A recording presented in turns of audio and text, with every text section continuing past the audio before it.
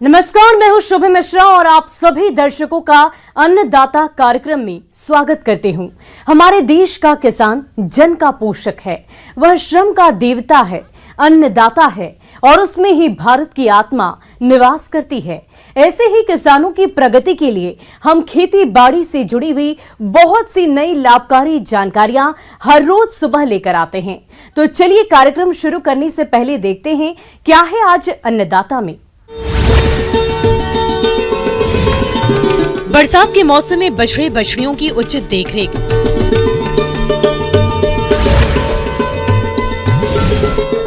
किसान उत्पादक समूह बनाकर कर सकेंगे उन्नति।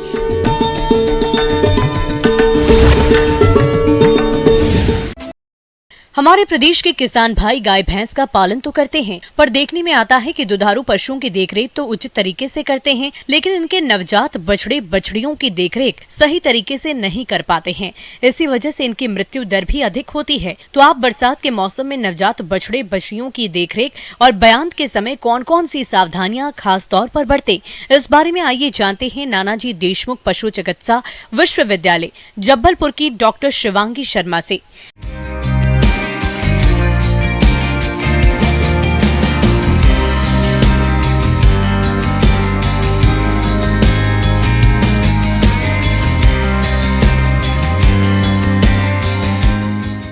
आज मैं आप सभी को नवजात बछड़ों की देखभाल के बारे में कुछ जानकारी साझा करूंगी। जैसे कि हम जानते हैं, एक डेयरी फार्म की सक्सेस तभी है जब हमारे जो बछड़े हैं उनका हम अच्छे से मैनेजमेंट कर पाएँ और वो बड़े होकर दुधारू गाय में अच्छी तरह से बड़े हो सके, गाय बन सके जल्दी। पशुपालक भाइयों जन्म के ठीक बाद बछड़े या बछड़ियों के नाक और मुंह से कफ, श्लेष्मा इत्यादि को साफ करें। आमतौर पर गाय भैंस बछड़ा या बछड़ी को जन्म देते ही उसे जीभ से चाटने लगती हैं। इससे नवजात के शरीर को सूखने में आसानी होती है और श्वसन तथा रक्त संचार सुचारू होता है। यदि गाय और भैंस नवजात को न चाटे तो ठंडी जलवायु की स्थिति में बछड़े के शरीर को सूखे कपड़े या टाट से पोंछ कर सुखाएं। हाथ से छाती को दबाकर कृत्रिम श्वसन प्रदान करें। एक बहुत ज़रूरी पॉइंट ये भी है कि हमको जैसे ही बछड़ा पैदा होता है, हमको ये भी ध्यान रखना है कि जो उसकी नाभि जो हमने नेवल कॉर्ड काटी है उसमें इन्फेक्शन नहीं होना चाहिए। उसको अच्छे से साफ सुथरे, एक तो एकदम साफ आपका ब्लेड, साफ बीपी ब्लेड यूज़ कीजिए। तो सबसे पहले हम नेवल कॉर्ड का सही तरीके से उसको काटेंगे और उसमें रोज़ कम से कम 5 से 7 दिन उसमें बीटाडीन लोशन हो गया या कोई एंटीसेप्टिक लोशन लगाएंगे, नहीं तो कम से कम पोटेशियम परमैंगनेट से तो वॉश कर ही देंगे।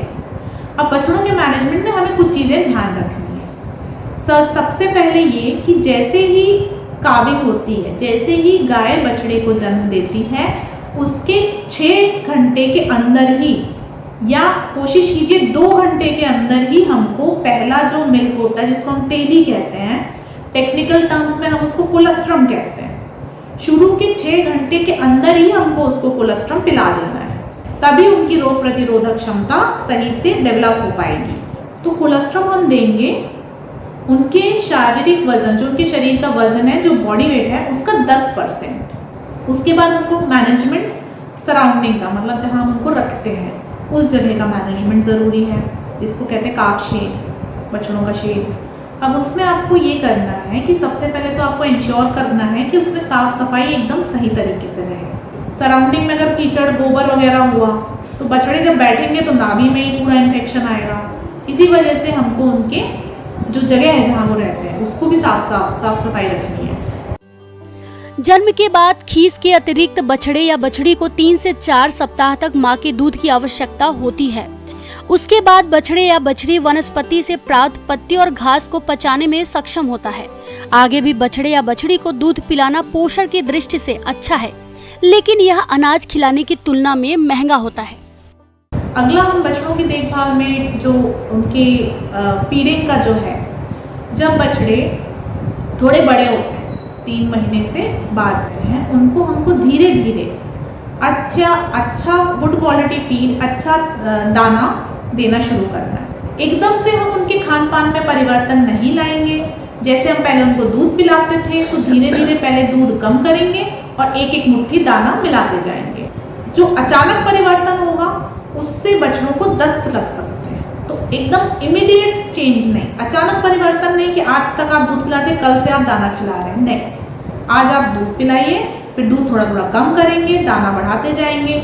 सबसे पहले एक एक मुट्ठी दाना डालेंगे हर बछड़े को। फिर जब आपको लगेगा वो खा रहा है, कुछ दिन में उसको 2-2 मुट्ठी कर देंगे और दाने में भी अच्छी क्वालिटी का दाना है। फिर जब बछड़े धीरे धीरे बड़े होंगे, दाना खाने लगेंगे, उनका जो ल्यूमन है, जो पेट है, ल्यूमन डेवलप हो जाएगा। फिर धीरे धीरे हम दाना बढ़ाएंगे और साथ में भूसा और चारा धीरे धीरे ऐड करेंगे। ध्यान रखें, हर वक्त साफ और ताजा पानी उपलब्ध रहे। बछड़े या बछड़ी को जरूरत से ज्यादा पानी एक ही बार में पीने से रोकने के लिए पानी को अलग अलग बर्तनों में और अलग अलग स्थानों में रखें।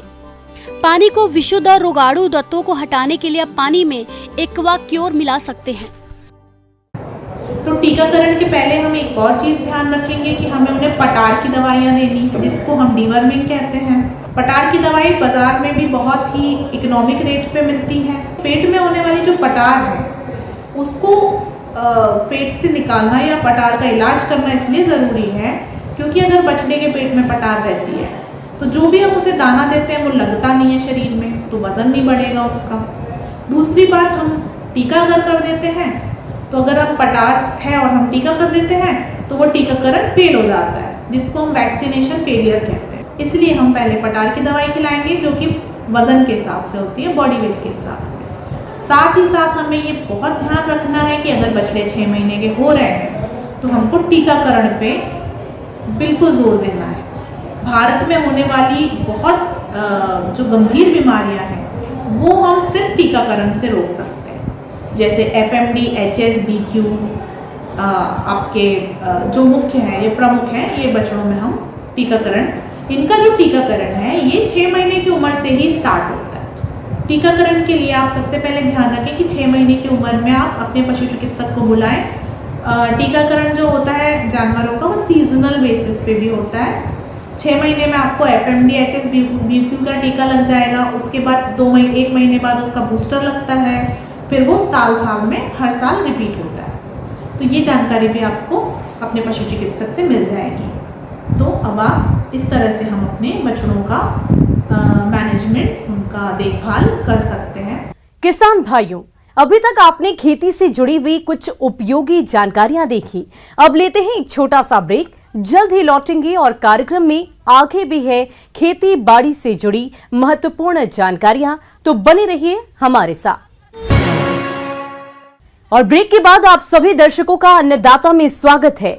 चलिए अब रुक करते हैं अगली कड़ी की ओर।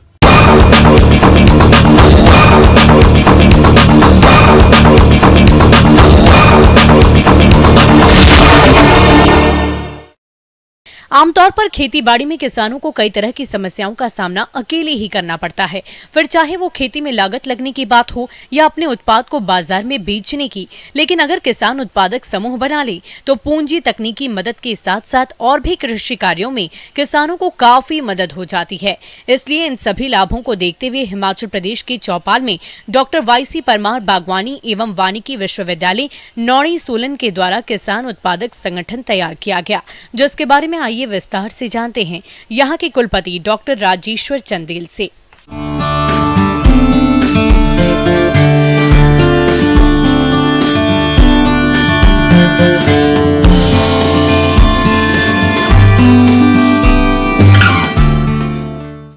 देखिए, देश के माननीय प्रधानमंत्री जी ने पहली बार आह्वान किया कि कैसे किसान की आय को दुगनी करना है। कि 2016 के आसपास का जो उनका आह्वान है, और उसी क्रम में देश भर में 10,000 FPO खड़े करने हैं। इसके लिए बजट का प्रावधान किया गया और कैसे 3 वर्षों तक इस सारी प्रक्रिया को सरकारी स्तर पर सहयोग किया जाएगा। हमारे देश में कृषि क्षेत्र में कृषि उद्यमी की भूमिका धीरे धीरे जमीनी स्वरूप ले रही है। कृषि उद्यमी वह व्यक्ति होता है जो कृषि के क्षेत्र में उद्यमी की भूमिका निभाता है। देश में विशेष रूप से छोटे एवं सीमांत किसानों की संख्या बढ़ रही है, जिससे कृषि से जुड़ी अनेक चुनौतियों का सामना किसानों को करना कठिन हो रहा है। देश में किसानों का आर्थिक स्तर भी गिर रहा है। एक समृद्ध एवं संपोषणीय कृषि क्षेत्र का निर्माण करने के लिए भारत सरकार ने छोटे एवं सीमांत किसानों का संगठन निर्माण की पहल की है। इससे किसान संगठित होकर अपनी कंपनी बना सकते हैं। किसान गठित उत्पादन संगठन कंपनी के रूप में कार्य करेंगे और गठित कंपनी का संचालन भी किसान करेंगे।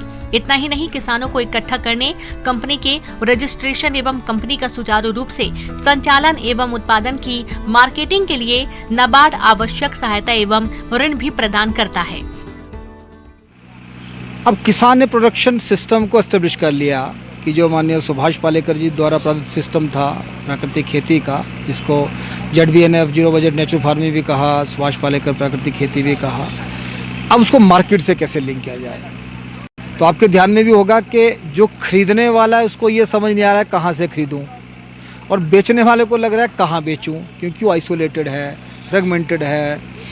तो इसमें भी हमने ये पहला प्रयास जो चौपाल क्षेत्र में हुआ, जो चौपाल ब्लॉक है, इसका पहला FPC farmer producer company Chaupal natural farmer producer private limited ये खड़ी हुई, और प्राकृतिक खेती का लगभग 300-350 किसान इससे धीरे धीरे जुड़ेगा।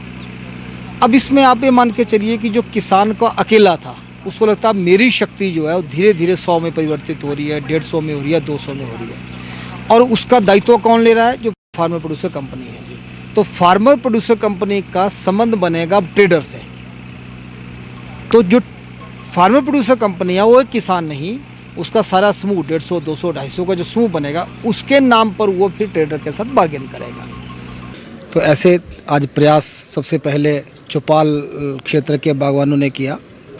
उन्होंने Chaupal natural farming producer company limited ऐसा बना के पहली गाड़ी को जो दिल्ली गई है सेब की, लगभग 250 पेटी जिन्होंने भेजी है, इसका शुभारंभ यहाँ इस विश्वविद्यालय से हुआ, और प्रदेश के माननीय कृषि सचिव और स्टेट प्रोजेक्ट डायरेक्टर दोनों की उपस्थिति में।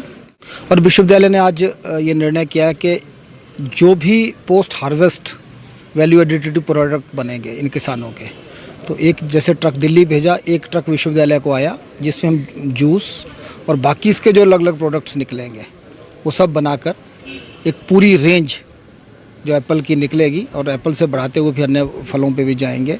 तो ऐसे मिलके नवनी विश्वविद्यालय, प्रदेश का कृषि विभाग का प्राकृतिक खुशहाल किसान योजना, मार्केटिंग बोर्ड, ये सामूहिक रूप से ये किसानों का एक सस्टेनेबल फूड सिस्टम, ये जो मॉडल है ये कैसे हम देश को दे सकें, ये हम 3 इन FPC से शुरू करने वाले हैं, और शीघ्र ही एक अच्छा सफल पायलट हम तैयार करेंगे। इसमें कई लाभ आएंगे। किसान की जो समस्या थी कि कहाँ बेचे, कहीं अनलोड होता ट्रक, कहीं लोड होता था, कहीं आड़ती को पसंद नहीं आता था, दोबारा लोड करना पड़ता था, कौन सी मार्केट में जाए, फिर A ग्रेड बेच दे तो BC का क्या होगा, जो ग्रेड 3 सेब है उसका क्या करेगा। तो इसमें लाभ ये रहेगा कि किसान के घर से उठेगा, तो उसकी चिंता खत्म हो गई, उसका प्रोड्यूस घर से निकल गया, उसको 1 महीने के अंदर लगभग 75% 80% पैसा मिलेगा। और तीसरा, किसान को ये पता लगेगा इसमें कि अगर 100 रुपये का बिका तो उसके जेब में कितना आया। ये फार्मर प्रोड्यूसर कंपनी जो हम बना रहे हैं, जो प्रदेश सरकार बना रही है, इसको सुनिश्चित करना पड़ेगा। और एक और इसमें जो बड़ा यूनिक चीज़ इसमें डाली है वह ट्रेसेबिलिटी। एक तो ट्रांसपेरेंसी हो गई कि किसान को ये पता लग गया कि मेरी जेब में कितना आया और फाइनली कितना बिका। दूसरा, जो उपभोक्ता है उसको ये पता नहीं लगता कि क्या वास्तविक रूप से प्राकृतिक खेती से है, तो हम ट्रेसेबिलिटी भी कर रहे हैं। QR कोड के साथ फार्मर प्रोड्यूसर कंपनी को लिंक करेंगे, उपभोक्ता लिंक कर सकता है वापस कहाँ से कौन से क्षेत्र की फार्मर प्रोड्यूसर कंपनी से मेरे पास आया, और उसको समझ आ जाएगा कि ये प्राकृतिक खेती से ही उपलब्ध जो उसने खरीदा है वो है। सामूहिक खेती करने के फायदे। एकल कृषि की तुलना में सामूहिक खेती अधिक कुशल होती है। सामूहिक खेती से कृषि क्षेत्र में निवेश, उत्पादन एवं आय में बढ़ोतरी होती है।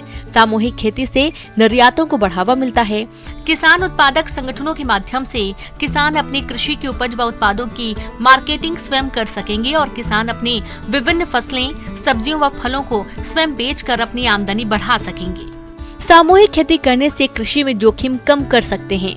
सामूहिक खेती करने से बाजार, प्रसंस्करण, स्टोरेज आदि की सुविधा आसानी से मिल जाती है। सामूहिक खेती करने से पूरे समूह का विकास तेजी से होता है। सामूहिक खेती को बढ़ावा देने का मुख्य उद्देश्य है किसानों को स्वावलंबी बनाना, किसानों को आत्मनिर्भर बनाना, किसानों को शिक्षित करना, जिससे कि वे कृषि आधुनिक तकनीकियों को आसानी से अपना सके। इस कंपनी से जुड़ने से हमारे को एक चीज़ का फ़ायदा हुआ, जैसे प्रोसेसिंग। मैंने जब भी कन्फर्म करा जहाँ भी कि भारत एक ऐसा देश है कि जहाँ पर प्रोसेसिंग सिर्फ 2% होता है और बाकी देशों को छोड़ के, और हमारे को इसमें हमने जैसे प्रोसेसिंग के लिए अब हम 50% अपना माल प्रोसेसिंग के लिए उतारेंगे, क्योंकि प्रोसेसिंग से हमारे को ज़्यादा बेनिफिट है। इसका हम जैसे जूस, सिरका और कई तरह की आइटमें बनाएंगे, और जिससे हमारा एक कंपनी बनेगी और प्रोड्यूस जो तैयार होगा वो साल भर के लिए हमारे पास स्टोर भी हो सकता है, क्योंकि सेब को हम स्टोर नहीं कर सकते क्योंकि लोअर एलिवेशन में स्टोर नहीं हो सकता। इसलिए हमने एफपीसी के थ्रू प्रोसेसिंग का भी काम करना स्टार्ट करा हुआ है, ताकि बल्क में हमारा माल इकट्ठा हो जाए और जो वायर है उन तक पहुंचवाने में भी भाड़ा वगैरह कम पड़ जाए और वायर को भी फ़ायदा हो जाए। आप भी गांव के किसानों के साथ मिलकर चर्चा करें और अपनी आवश्यकताओं के अनुसार कृषि समूह का गठन कर पंजीकृत कराएं और कृषि क्षेत्र की तमाम सुविधाओं का लाभ लेते हुए खेती को मुनाफे का सौदा बनाएं।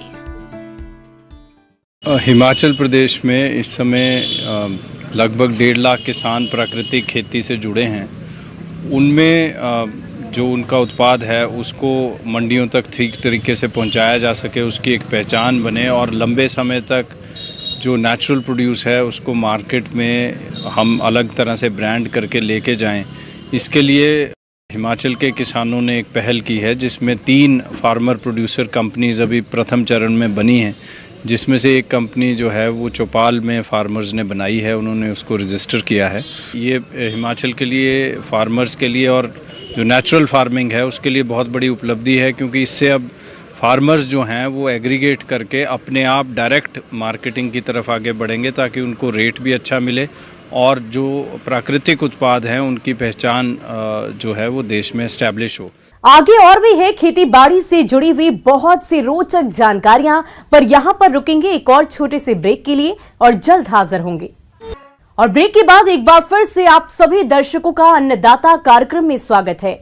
बढ़ते हैं अगली प्रस्तुति की ओर।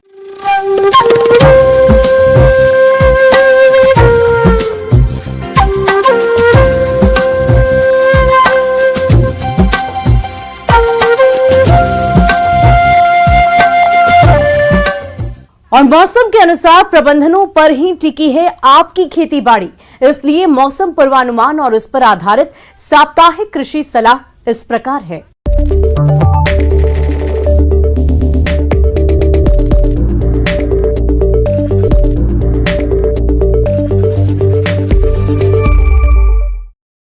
ग्रामीण कृषि मौसम सेवा इंदिरा गांधी कृषि विश्वविद्यालय द्वारा भेजे गए मौसम पूर्वानुमान रिपोर्ट के आधार पर छत्तीसगढ़ के किसानों को सलाह दी जाती है कि धान में आने वाले दिनों में बादल छाए रहने के कारण पत्ती मोड़क कीट के संक्रमण होने की संभावना रहती है।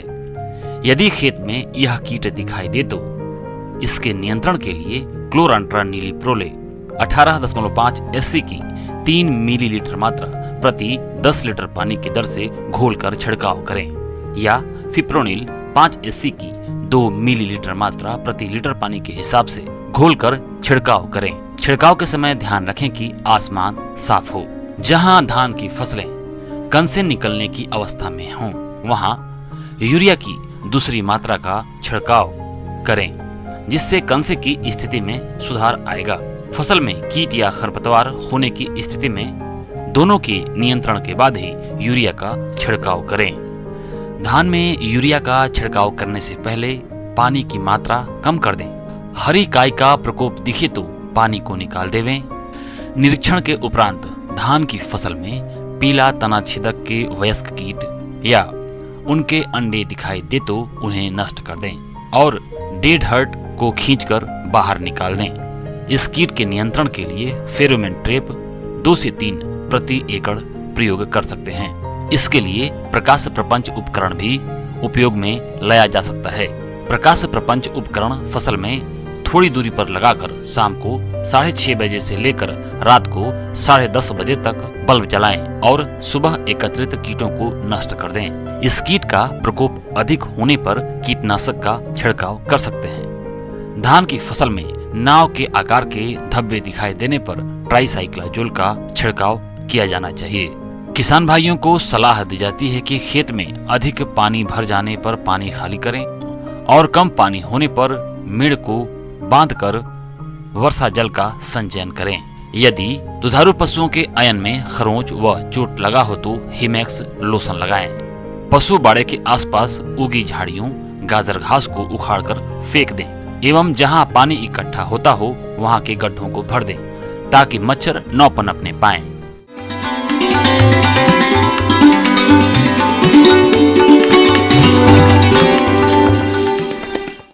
अन्नदाता हेल्पलाइन निशुल्क फोन संपर्क सेवा के माध्यम से आपके द्वारा पूछे गए प्रश्नों में से 1 या 2 महत्वपूर्ण प्रश्न को हम अपने कार्यक्रम में शामिल करते हैं और इसी के तहत आज किसान का सवाल और उसका जवाब कुछ इस प्रकार है। अन्नदाता निशुल्क फोन संपर्क सेवा के माध्यम से पूछे गए प्रश्नों में से आज हमने जिस प्रश्न को कार्यक्रम में शामिल किया है उसे पूछा है ग्राम बनहरा, जिला कटनी के कृषक अनूप कुमार ने। ये बैगन की फसल में तना और फल छेदक कीट के नियंत्रण के बारे में जानकारी चाहते हैं। तो अनूप कुमार जी, आपकी जानकारी के लिए प्रस्तुत है कार्यक्रम का ये अंश।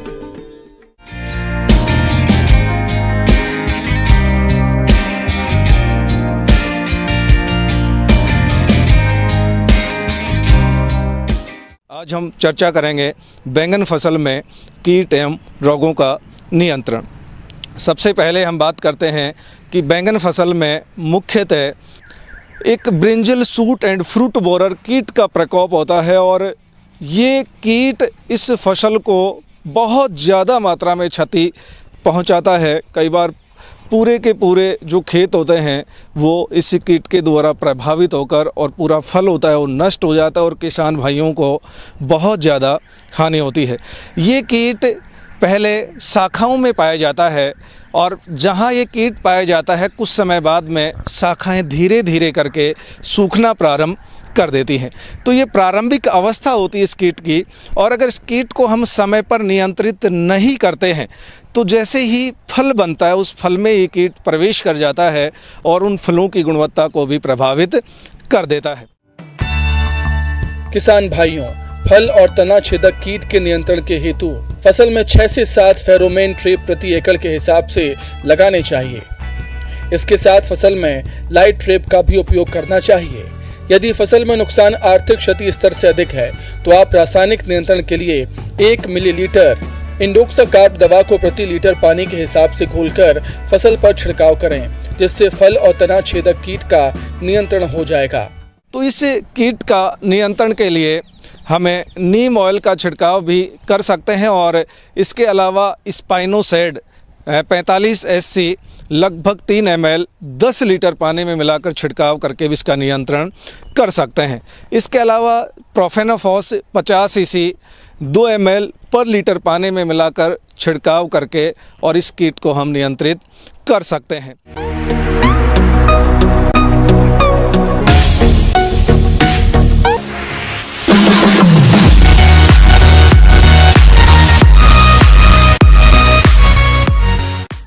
और आइए अब एक नजर डालते हैं राज्य की कुछ चुनी हुई मंडियों के प्रमुख फसलों के बाजार भाव पर।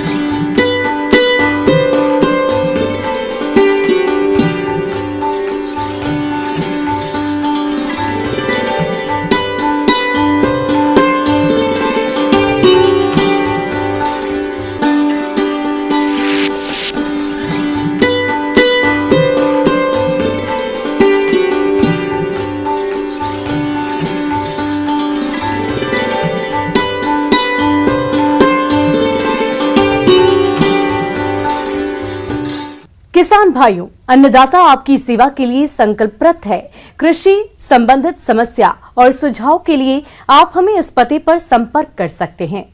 प्रोड्यूसर अन्नदाता, news 18, Madhya Pradesh, Chhattisgarh, Ramoji film city, Hyderabad 501512। साथ ही आप हमें ईमेल भी कर सकते हैं। हमारा ईमेल है p18annadatamp@nw18.com। इसके अतिरिक्त आप हमें निःशुल्क हेल्पलाइन नंबर 180088921663 पर सोमवार से लेकर शनिवार सुबह 10 बजे से शाम 4 बजे के बीच संपर्क कर सकते हैं। किसान भाइयों, अब समय हो रहा है आपसे विदा लेने का, तो हमारी अन्नदाता टीम को दीजिए इजाजत। कल फिर आपसे मुलाकात होगी कृषि संबंधित कुछ और महत्वपूर्ण जानकारियों के साथ। नमस्कार।